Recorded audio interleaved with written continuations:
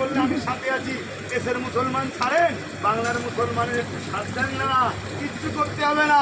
শুধু বলুন আমি তো বিজেপির দুশ্মন, উনি তো বল বিজেপির দুশ্মন, ওরা বিজেপির বিরুদ্ধে বল। আমি যে ওয়াকাফ ছেড়েছি এটা বলিনি, এখন পরে বলবি। যে আন্দোলন হচ্ছে কেন্দ্র সরকারের বিরুদ্ধে, রাজ্য সরকারের এমন কি এই তো ওয়াকাফ কালা কানুনের বিরুদ্ধে কিছু আইন আছে, তার মধ্যে একটা আইন হচ্ছে 12 বছর কেউ যদি ওয়াকাফ দখল করে থাকে, এতদিন ছিল ওটা তার হবে না, যখন ওয়াকাফ বোর্ড চাইবে উচ্ছেদ করে দিতে পারবে। কিন্তু কেন্দ্র সরকার মুসলিম দরদিন নামে যে মুসলমানদের সব শেষ করতে চাইছে, তাতে কিছু আইনের মধ্যে 12 বছর কেউ থাকলে সেটা তার হয়ে যাবে। রাজ্য সরকার অলরেডি 75,000 বিঘে জায়গা দখল করে রেখেছে, রাজ্য সরকার 13 বছর সেটা দখল করে রেখেছে, চাইছে আইন লাগু হলে 75,000 বিঘে মুসলমানদের মসজিদ মাদ্রাসা কবরস্থানের জায়গা আমার। বিজেপিও খাবে, আমিও খাবো, মিলেমিশে আছি, এটা হতে পারে। আর না হয় তিনার ও তিনার ভাইপোর জেল বাঁচাবার জন্য বিজেপির সাথ দিচ্ছে। হয়তো প্রত্যেকে বলেছে আমার আইনটা যেন বাংলায় লাগু হয়, আন্দোলন না করতে পারে, যদি তুই না রুকিস তাহলে পাঠাবি দিয়েছিলেন, সেটা উনি আরও ভালো করছে। যে আপনার এত কষ্ট হচ্ছে কেন?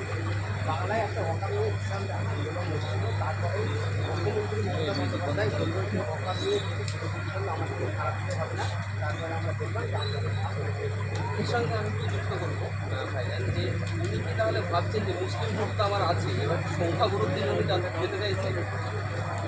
দেখুন ওনার কি ভোট পলিসি আছে উনি জানেন, আমি এতটুকু জানি উনি আলেম উলামাদের মধ্যে এক অংশকে উনি খরিদ করেছে, খরিদ করে মনে করেছে এদের আমি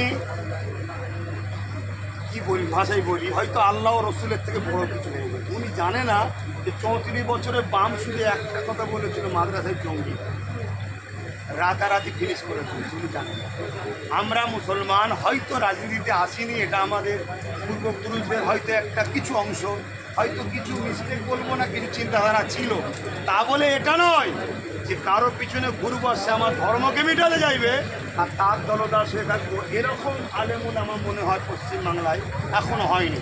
ইনশাল্লাহ জবাব দেবে আগামী দিন। আর এটা কি কথা বললেন যেন আপনি, গুলোগুলি করলে প্রকাশ্য দুশ্মনের কথা বললো। আমার মনে হয় প্রত্যেকটা আলেম ওলামা ইমাম মুসলমানদের আওয়াজ তোলা দরকার, যারা আমার ওয়াকাফের পক্ষে নাই তারা হলো আমাদের দুশ্মন। তাদের রাজ্য সরকার যদি মনে করে ওয়াকাফের পক্ষে থাকবো না তাহলে দুশ্মন, আর যদি বলে থাকবো আন্দোলন করতে দেবো না, এটা হলো সম্পূর্ণ ভণ্ডমি করছে, নাটক করছে। আন্দোলনই একমাত্র পন্থা, সংবিধান বলছে কোনো অন্যায়কে রুকার। সুস্থ থাকেন, ভালো থাকেন, নামাজ পড়তে হবে। আসসালাম।